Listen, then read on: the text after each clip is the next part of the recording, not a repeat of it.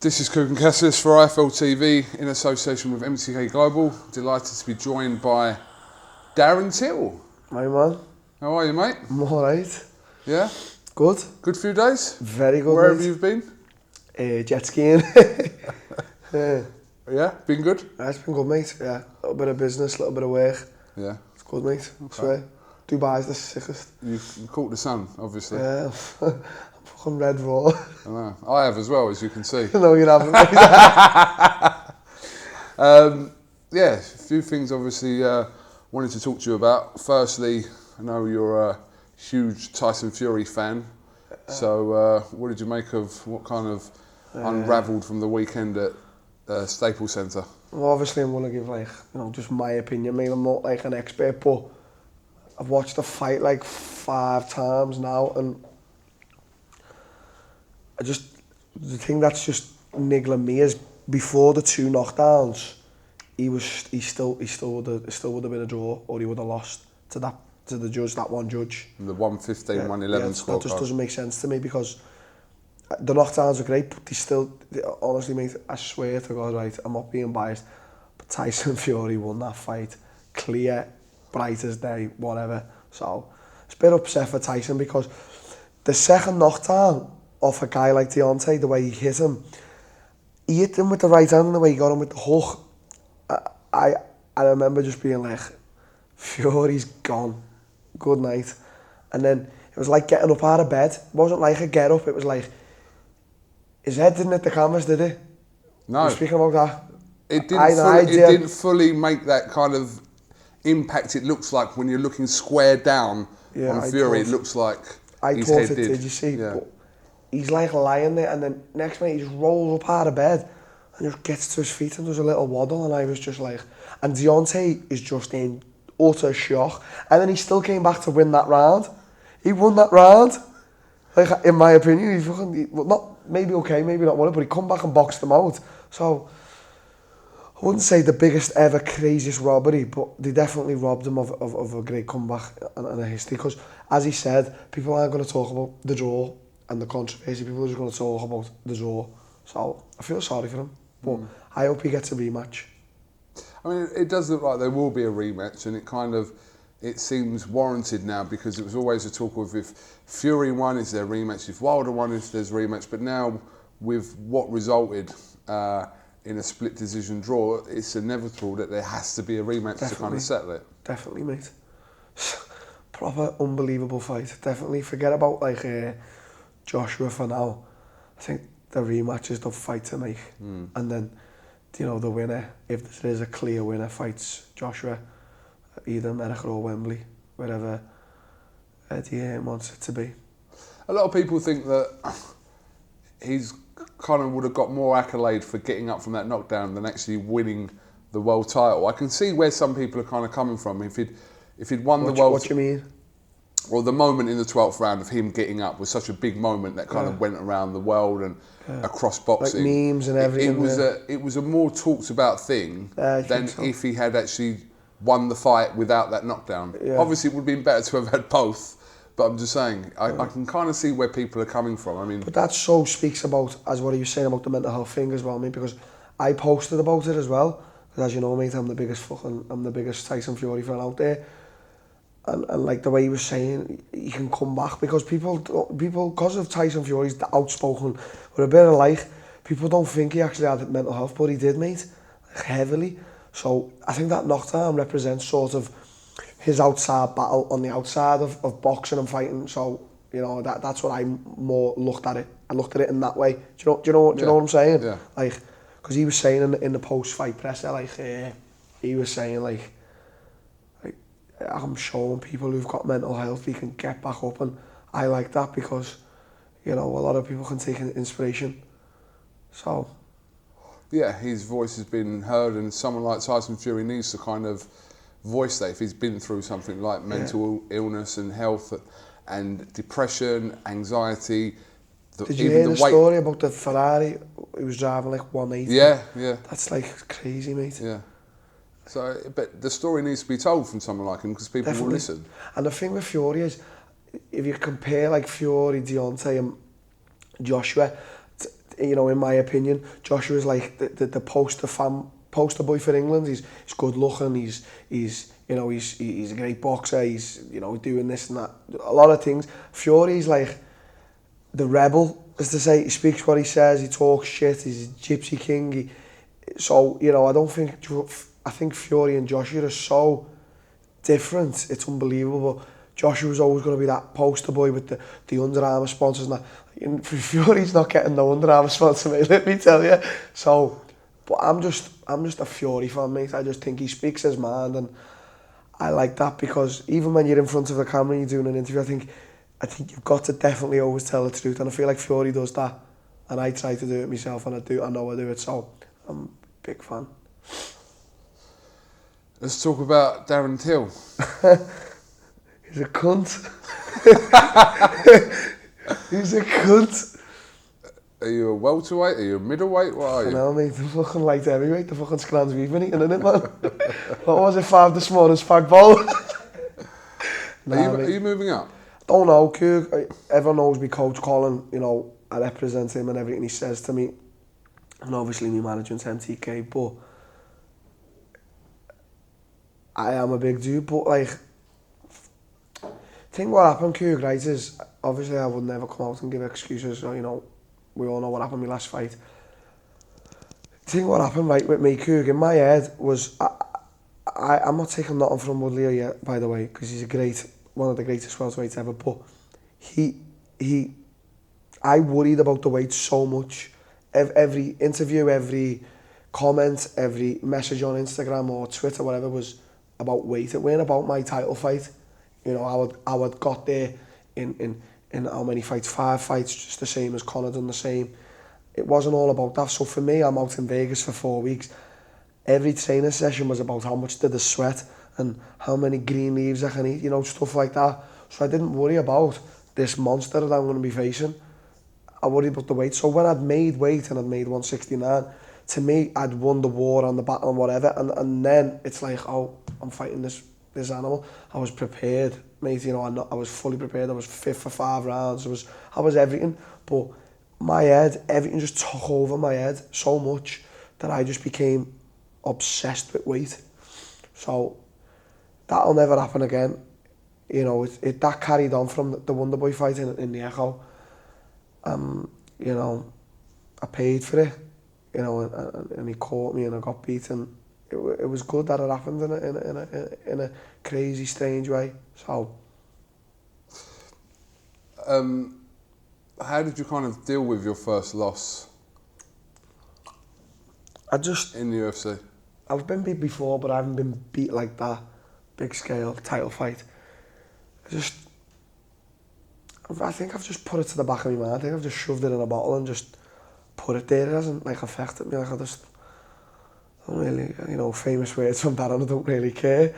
I got beat by a great fighter, and it made famous sayings, as we've just been saying off camera. It is what it is. What can I do about it? You know, I can't sit here and cry yet. After the fight, I had to cry, and then I remember that my friends, we were at a charity event, and I remember drinking, you know, a few whiskies and that, and I remember just crying to one of my best friends. I was like, oh, I got beat in my fight. But like all my friends and everything, we have jokes about the Woodley fight. If we're having banter and that, they always say, oh, I'll go and get Woodley. So I just laugh at it, mate. It hasn't affected me, but yeah, listen, it fucking hurts. It hurts losing. Losing's shit. What do I do? What's my comeback? You know, what do I do? What is the next step for you now then? Don't really know, Coog. I'm gonna be honest with you. Like, there's a load of fights for me at welter and middleweight, but probably gonna get trashed for saying it. On a legacy point of view, I want to fight Conor, because I think, well, anyone can say what they want. Everyone's always got an opinion. Say he's a lightweight or whatever he is. But me and him at welterweight, as I've said before at Anfield, you know, people probably think I'm just babbling on about it, but it's just my dream, and as I've said, I'm a big believer in manifestation, and that's the guy I want to fight. You know, a lot of people are giving him shit since, like, the Khabib loss. Okay, yeah, he got beat by Khabib, but a lot of people are forgetting before that, like, he's still a great fighter, so why don't I want to fight him? Why make legacy and make history at Anfield or wherever? So I want to fight Conor. Is that a fight you think he would entertain with you? I reckon it's definitely crossed his mind. I reckon it's 100% crossed his mind. He's not stupid, mate. He's on, you know, he knows. I think the only thing would be, if I'm speaking from the heart, truthfully, is maybe the weight, maybe me being a bit bigger and more power in the left than his left. But, mate, two strikers, we're just going to go at it. He's game, and I'm game, mate. I'm not afraid of no one. So, I reckon it's definitely crossed his mind. But, you know, there's that factor, isn't it? Everyone thinks I'm just this big, crazy, huge guy. And I am a big guy, but at welterweight, it's not such an unfair match, mate. Let's have it right. It's not that unfair. It's, you know, let's say it's my weight versus experience and other things. He's older. How old's Conor now? Is he 30, 31? Roughly, I think, yeah. I think he's 30. So I'm 25, he's 30. He's got 5 years ahead of me. You know, 5 years older, more experience in life. Do you think he's put that kind of boxing part to his life to a side, or do you think that he could... Boxing? Yeah. Do you think he could still end up in the ring as a boxer? Yeah, definitely. I could, mate. I'm a fucking... Don't want to blow my own trumpet, but I'm a fucking good boxer, mate. Like, one of Tyson Fury's old sparring partners, Tom Aspinall, he trains in our gym, Carbon. He's a black belt in jiu-jitsu. He's a fucking great MMA fighter, isn't he? Isn't he sick? He sparred with Fury for the Klitschko fight, and I spar with him on a regular basis. And let me tell you something, mate. It's no fucking mismatch. Fucking give as good as I get. And he's a heavyweight, and he's fast. He's not no sluggish heavyweight. And, you know, I think Conor could go into boxing and fight high-level fighters. In my opinion, he just fought, you know, one of the best fighters of all time. And I thought he'd done well. I really did. Against Floyd, I thought he'd done well. I think Eddie Hearn was saying the other day that he would love to make McGregor and Malignaggi. I think McGregor wins. You know, Malignaggi's a good boxer, and I think he's one of the best analysts out there. But he's not beating Conor in a boxing match. I don't think so, mate. Probably call me stupid and foolish, but that sparring footage that was leaked, that was no push or whatever. Conor was giving it to him. I think that was the plan from the start, because Paulie, he'd said some shit about Conor before that. So I think Conor wanted to prove to him, and he did. Conor beat him up in sparring. You can say what you want about Paulie, he's out at camp or what. If you're a good boxer, you don't lose it. Is Floyd training right now? Do you think Floyd's lost any of his ability? You don't lose it. You just don't lose it. So I think if them two fought, I think if Eddie makes it, Conor wins. I'll bet on Conor to win. But I mean, just coming... What do you think? I'm not convinced with that, to be honest. I'm not convinced. I mean, would I like to see it? Probably, yeah. I mean... Because Conor hype it, obviously. But, yeah. I mean, Malignaggi officially a retired boxer, so... But he never said kind of no. He wouldn't entertain the idea. Conor's come back to boxing, and then he fights some high-level active fighters. I think it's unlikely to happen. I do myself. But would we have ever thought that Mayweather and McGregor would have ever happened? So that's why I'm... If that can happen, anything can happen, absolutely. Yeah, I totally... Across sports and weights and whatever else. In the world. Anything, mate. So, I mean, if that's a fight that kind of is in the back of your mind somewhere, that a fight that you would like to... No, it's not, mate. It's taken over me, man. Okay, all right. There's nothing else. Okay. How do you go about doing this then? Is there a plan there? I'm assuming there is. I'm obviously assuming you have discussed it with your team. There's a few plans, miss. Listen, mate, I don't mind. You know, like, I was speaking to the UFC and Dana and that the other day, and I mentioned it. And, you know, they didn't write it off. They didn't say no. They just didn't say anything. So, there's hope there. That's hope. That's a glimmer of hope. What's Conor thinking? Obviously, right now, Conor's not entertaining anything, really, is he? He's just had a fight. He's promoting his fucking whatever you call it, majiggy. And I don't know what he's doing, mate. I don't really give a fuck, to be honest with you. But that's in my mind. Just a legacy fight like that with Conor. I don't give a fuck what anyone says, mate. He's the biggest fucking superstar fighter in the world right now. He still is, mate. He is. You know, so... What about Anderson Silva? It was just a weird one. He was speaking to me mate, and he was like, yeah, I'd fight Darren because my mate knows a friend of his. So I said, yeah, I'll call you out then, let's go. But now he's fighting, he's got a fight booked with Adesanya for UFC, so, you know, I just forgot about that. That's over. We're never going to fight, I don't think.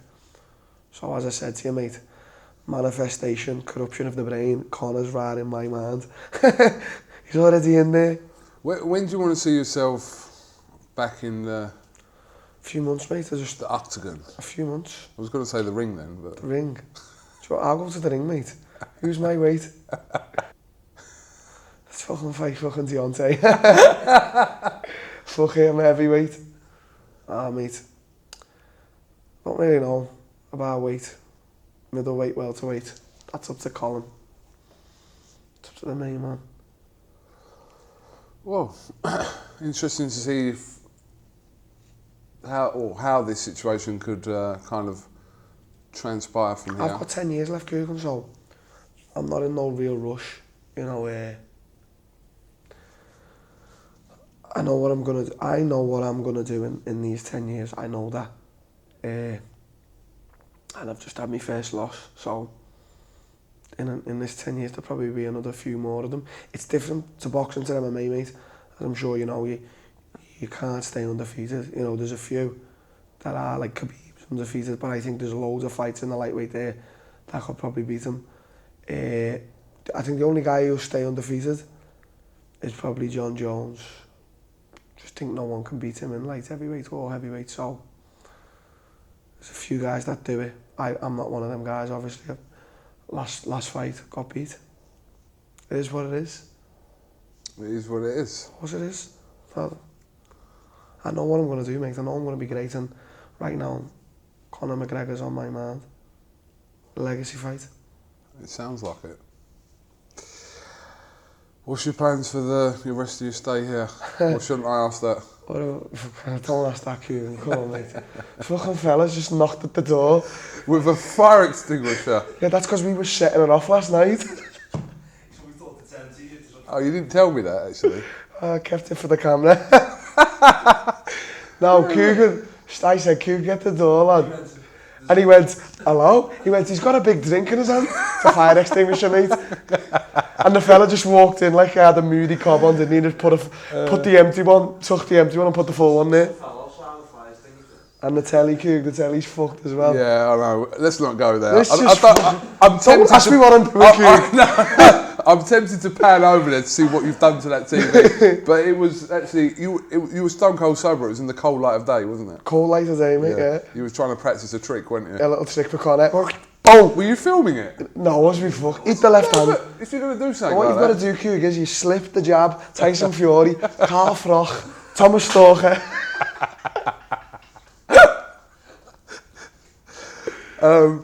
Right, let me also ask you about, obviously, Tony Bellew said goodbye to the boxing world as a fighter in his last fight against Alexander Usyk. A real sad ending to what happened, but yeah, you can't knock Tony Bellew for anything he's done in his career. Don't think so, Coog, if it's a sad ending, because Usyk is some fighter, mate. You know what he reminds me of? He's like a heavyweight Lomachenko or something, like. Just he was drawing Bellew in. Like, if we can talk about the fight, like, aside the fact that from a no Bellew, Liverpool, whatever, the fight itself, that Usyk, some fighter, but Bellew, mate, wasn't out of his depth at all. It was a great fight. Well, he was winning the fight. Yeah, he was. But that Usyk, I don't know what that. Just, he's fucking good, mate. He is a really good fighter. So I don't think it's a sad ending for Bellew at all. I think if you go out, mate, your game is fuck. If you were true to yourself and you didn't let no one give you shit, you know, all stuff like that, I think, you know, fair play to you. And he's got his wife. He's had his wife for fucking years, mate. He's got kids. So they're set up, he doesn't have to work again, you know, if he invests his money right, if he doesn't do what I do, because all I do is spend my money on watches and clothes. So, mate, fair play to him, he's going out with a bang, and you're right, he got beat, but as I say, mate, well, you know, it is what it is, it's fucking, he got beat, it's fucking sad. But it wasn't ever going to be an easy task. No, it was a fuck. And he literally put himself in the hardest task, especially at that weight, Yeah. against... He's not a heavyweight coog, is he? No, Come on. No, I know, but listen, we'll see how he fares at heavyweight. You're talking about BELLEW or talking about Usyk? We're talking about the both of them. Right, yeah, okay. But BELLEW even less, Bellew's not a heavyweight. I know, but we'll see how Usyk fares as a heavyweight, but he's kind of taken that last... Do you think Usyk beats a Fury? Well, common sense would probably tell you that some of these guys are too big for him, but that's not applicable to all heavyweights. David and Goliath, some shit like that. What about Wilder and Usyk? Yeah, the thing is with Wilder, mate, is he is not the best boxer, but I've never seen power like the man's got power from somewhere. And to be fair, I mean, to Wilder, you know, everyone giving Fury the kind of the props and deservedly so, but that punch on any other night knocks anyone out in boxing cold, and they don't get up from it. So that was one of them freak moments in life there where Fury found the willingness to get up. It was a proper TYRON Woodley punch, wasn't it? Proper to the chin, boom. You can say that, I won't say that, you can say that. Say it, mate, fucking hell. We won't talk about some of the things that were said last night either, actually. Keep that on the dialogue, keep... Alright, come on, mate. Alright. I'm not really a UFC fan, you know, I follow you and, you know, There's a few, I'm a proper casual UFC fan. Yeah, right now what's good is what I seen of UFC fighters who I follow a lot of UFC fighters, a lot of friends, was they were all talking about Fury, which I think is good because there's no, for me, when the Floyd Mayweather Conor fight was happening, there was a lot of boxers that were talking shit about MMA. That's, you know, and I was like, what's wrong with it? It's both two sports, let's build them both. Like, no, absolutely. Boxing's been around a lot longer. I started in boxing, mate. And I'm like the biggest boxing fan fucking ever, mate. So, you know, I'm not being biased, but it was not the MMA fighters, it was the boxers giving shit because, oh, Conor's coming over, this, that, the other. You know, mate, you know, we're not disrespecting boxing, don't disrespect MMA. Don't be doing that. So, but a lot of them, I've seen on the stories, they were putting posts about how much they love Fury. So, it's good to see a lot of these high-level UFC fighters, you know, congratulating Fury. No, absolutely. Just like some of them, I know a lot of them do for me, like BELLEW supports me, like fuck, Fury does. I'm permanently messaging Fury like a little fanboy. Yeah. And a few others. Boy, Malinagi, he messaged me once, Malinagi. What, for sparring? Don't want to do that, mate. Get the TYRON Woodley left up, boom. He messaged me to go to an event in Manchester for tickets, and I just said, oh, thanks, you know. Just keep your guard up next time I can't. What the fuck? Don't want him coming after me. Squeaky voice. Yeah. Don't put that out, Coog. Like, fuck, do you? What are you on about? This is going out as it is. Yeah, it is what it is. I know, mate. I know you don't filter shit, mate. We just like to put shit in raw. But Coog, you got the best guy. I don't give a fuck, mate. I don't care. Is that enough? You know what? I'll be honest with you. I watch UFC when certain fighters are on, like yourself, like Conor, but just I wouldn't call myself like I watch everything the UFC put. You know what I mean? Every card they put out, I'd watch. Yeah. But I watch kind of certain fighters. But I've got no problem saying that. You know, doesn't mean I can't interview people like you. I know, but it's also good that you watch a few of these because you never know in the future you might watch more and then more until you're like. I have over the last 2 or 3 years. I have watched more UFC than I had previously ever. Of course. UFC, but I mean, how long's boxing been around? You know I don't. It's been around for, what? How long? Boxing, hundreds? Yes. MMA's, what? Brand new. 25 years old. Before that, but let's just talk about the UFC. 25 years old, so... But your fight with Wonderboy was the first UFC fight I've ever been to. And I know you like that. Ever. And then I see you doing the press conference with no shirt on. I was like, is this the shit that happens? Was I? Yeah. I'm assuming you had bottoms on, but I was like, is this normal? Yeah, but look at Tyson when he's in the press conference. American Pie, mate, that was quality. Did everyone sing along in the back? Yeah, everyone was like, even great. Frank Warren was bopping his head. And Freddie's like, did you see it? It was sick. It was funny. It was funny. Cool. And that Liverpool show was sick, mate. It was really good. The first one I've ever been to. Great tune to come out. The walkout. I thought the walkout was great. And you know, production from the UFC is a lot better than boxing now. The production, the lights, I think that's a lot better. But then compare that to Eddie. Eddie does also a great production. What he does with, you know, when Joshua fights at Wembley, like that's sick. You want to fight Liverpool again, don't you? Yeah. I've done the Echo. You know, I have done it, you know. Every fighter on a whole who fought on that show, we all fought it, but I've main evented the Echo. You know, I've done that, I can do it again, but it's never been done. Anfield Stadium, it's just never been done. Say what you want, mate. McGregor till Anfield. McGregor, the A side, till the B side, Anfield, 70,000, Sweet Caroline. McGregor, what does he come to, that Irish song? And then we go and have a fucking tear up, and it is what it is.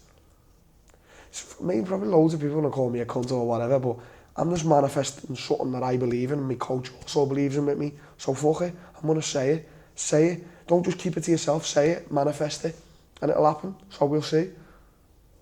Okay. I'm about to get on a camel. Camel? Yeah. I've been on my camel today, mate. I'm going to get on a camel in a minute. My man. Nah, mate, we're going to the... Where are we going? Where are we going? £5. Yeah, we're going to £5. So, you're coming, aren't you? I'm going to put this interview out after tonight because you might get random weirdos turn up there tonight. Oh, shit, yeah. No, we're not here. We're going to jet skis, aren't we? I'll let you have your night out, then I'll put it out, yeah. Darren, Till, thank you very much for talking to TalkTalk TV. And, yeah, we'll catch up with you soon. Yeah, definitely, mate. Thank you. And I hope you get what you want, basically. Sometimes you don't, but let's hope you do. There you go. Bye, man. Thank you.